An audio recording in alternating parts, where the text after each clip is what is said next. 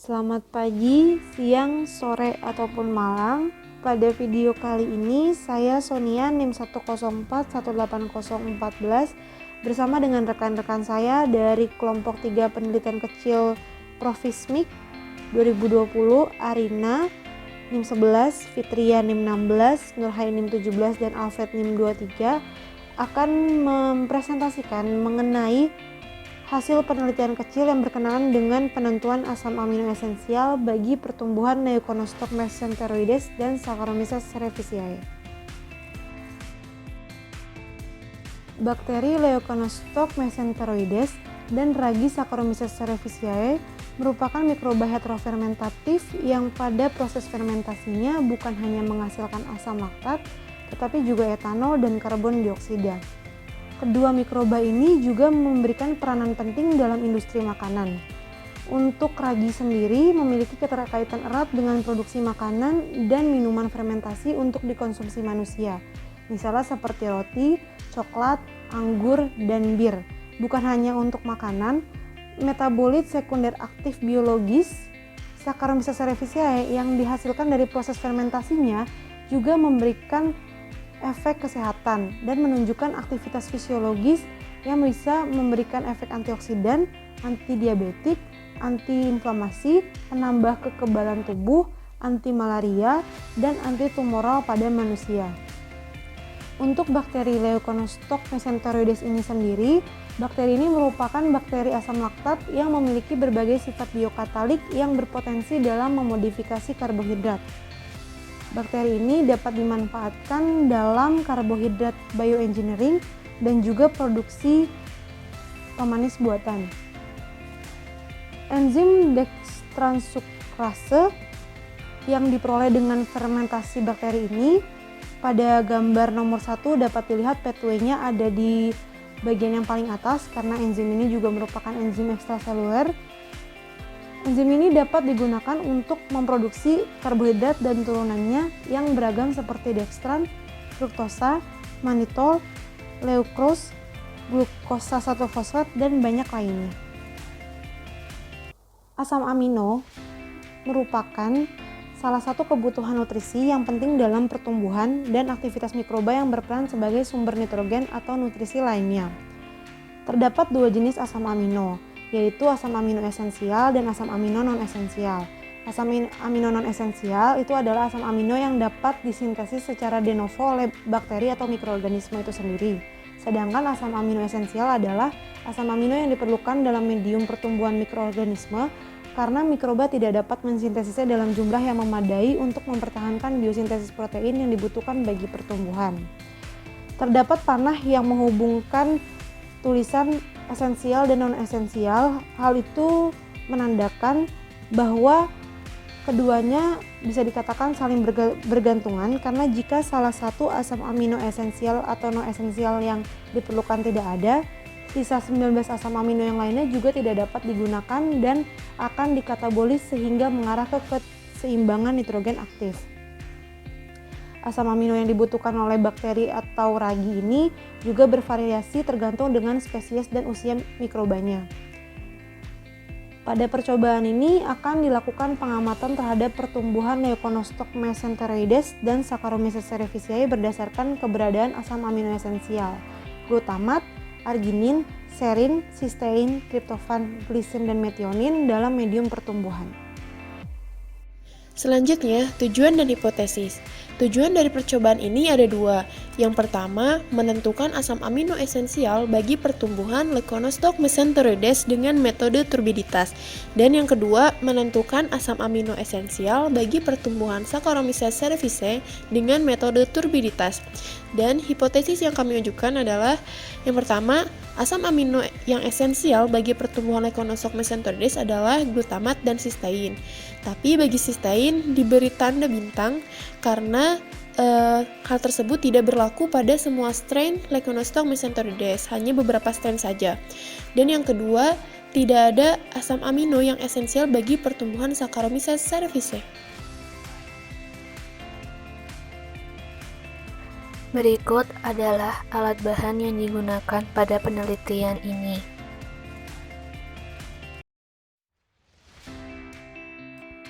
Metode kerja pada penelitian ini mencakup 4 tahap. Tahap pertama yaitu persiapan medium dan asam amino uji. Terdapat 5 medium yang digunakan pada penelitian ini, yaitu medium minimal basal 2 kali, kemudian medium MRS, larutan fisiologis, medium PDB, dan medium basal yang ditambahkan dengan tripton. Untuk medium basal harus diatur pH sesuai dengan pH optimum mikroba yang digunakan. Kemudian medium tersebut disterilkan menggunakan autoclave. Untuk larutan asam amino uji, disiapkan larutan asam amino 5%. Kemudian, larutan asam amino tersebut disterilkan dengan membran filter 0,22 mikrometer, kemudian filtrat ditampung ke dalam falcon steril. Tahap kedua yaitu aktivasi kultur, di mana kultur Leuconostoc mesenteroides dan Saccharomyces cerevisiae diinokulasi sebanyak 3-5 loop. Untuk Leuconostoc mesenteroides diinokulasi ke dalam medium MRS, sedangkan Saccharomyces cerevisiae diinokulasi ke dalam medium PDB. Kemudian, kultur tersebut diinkubasi dalam shaker selama 24 jam. Setelah diinkubasi, kemudian diinokulasi kembali sebanyak 5 mili ke dalam medium MRS yang baru untuk Leuconostoc mesenteroides dan medium PDB yang baru untuk Saccharomyces cerevisiae. Selanjutnya, dilakukan proses inkubasi kembali dalam shaker selama 18 jam. Kemudian dihasilkan kultur Leuconostoc mesenteroides dan Saccharomyces cerevisiae yang telah teraktivasi.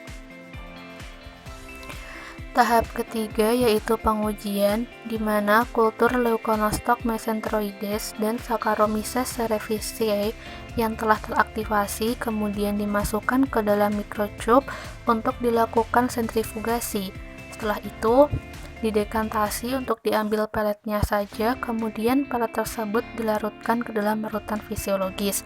Setelah itu disentrifugasi kembali dengan proses yang sama.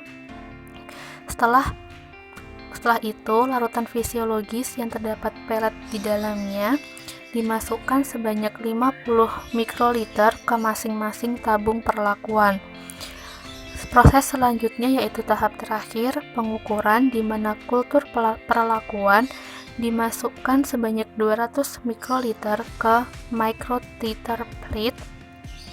Kemudian dilakukan pengukuran UD pada 0, 24, 48, dan 72 jam menggunakan microtiter plate reader dengan panjang gelombang 595 nanometer. Selanjutnya, saya Nur Hayati Putri, NIM 104180017, akan menjelaskan tentang hasil pengamatan. Pada tabel 4.1, terdapat kode kultur Leuconostoc mesenteroides dan Saccharomyces cerevisiae pada jam ke-24, ke-48, dan ke-72. Pada tabung pertama, medium berisi tripton, dan pada tabung kedua, medium berisi seluruh asam amino tanpa tripton. Pada medium ketiga, tanpa glutamat. Pada tabung keempat, medium berisi asam amino tanpa arginin. Tabung kelima tanpa glisin. Tabung keenam tanpa serin. Tabung ketujuh tanpa sistein. Tabung ke-8 tanpa triptofan. Tabung ke-9 tanpa metionin. Dan pada tabung ke-10 tidak ada asam amino pada medium sama sekali. Selanjutnya, nilai OD tersebut digunakan untuk analisis penentuan asam amino esensial dengan metode sebagai berikut. Yang pertama, ditentukan laju pertumbuhan tiap kultur dengan melakukan selisih OD di setiap jam. Artinya, OD pada jam ke-48 dikurangi dengan OD pada jam ke-24. Begitu pula OD pada jam ke-72 dikurangi dengan OD pada jam ke-48. Selanjutnya dilakukan uji beda nyata pada semua selisih OD tersebut dengan metode ANOVA dengan taraf keberartian sebesar 5%. Pada metode ANOVA dihasilkan p-value yang lebih kecil daripada taraf keberartian. Artinya terdapat perbedaan signifikan dalam kelompok selisih OD pada kultur. Untuk melihat perbedaan signifikan antar kelompok tersebut, dilakukan uji lanjutan atau post hoc test menggunakan LSD. Selanjutnya, ditentukan selisih absorbansi uji yang lebih kecil daripada selisih absorbansi kontrol positif pada 24 jam. Kemudian, ditentukan signifikansinya dengan metode LSD. Dikatakan signifikan jika absolut selisih perbedaan lebih besar sama dengan nilai LSD. Seleksi signifikansi dilanjutkan untuk data pada 48 dan 72 jam. Jika seluruh syarat terpenuhi dan hasilnya signifikan, maka asam amino dikatakan esensial. Selanjutnya, pada gambar 4.1 terdapat kurva pertumbuhan Leuconostoc mesenteroides pada berbagai perlakuan asam amino. Di sini terlihat jelas standar deviasi yang begitu besar, dan pada gambar 4.2 di kurva pertumbuhan Saccharomyces cerevisiae pada berbagai perlakuan asam amino juga terdapat standar deviasi yang cukup besar. Hal ini akan dijelaskan pada bagian pembahasan.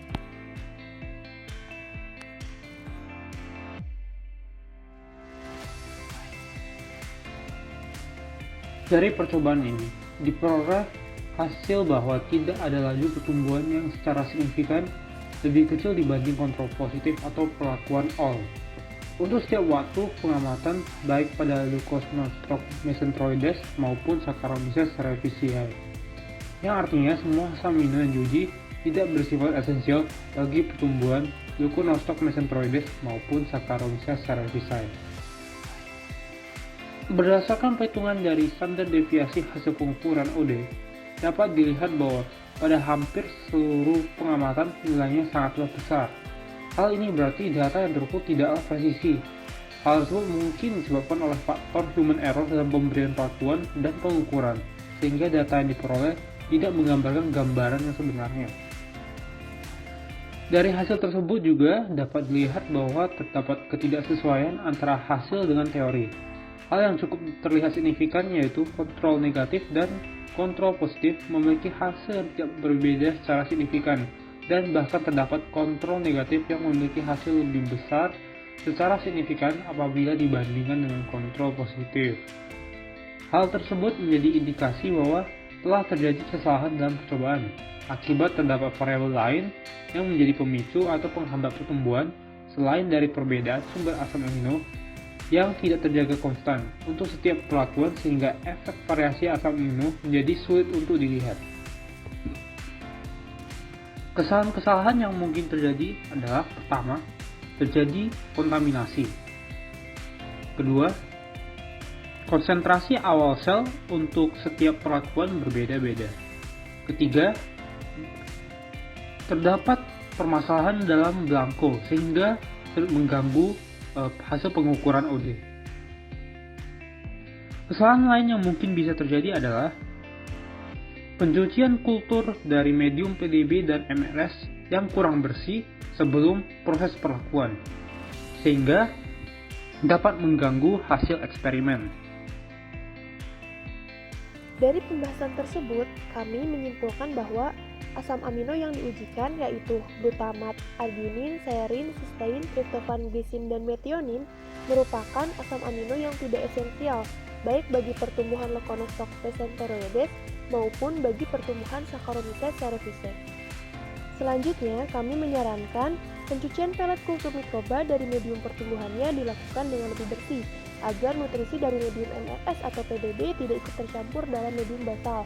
Juga harus berhati-hati dalam melakukan pengerjaan agar meminimalisir kesalahan teknis yang akan mempengaruhi hasil percobaan. Berikut merupakan daftar pustaka yang kami gunakan. Sekian pemaparan dari kami. Kami kelompok 3 pamit undur diri. Wassalamualaikum warahmatullahi wabarakatuh.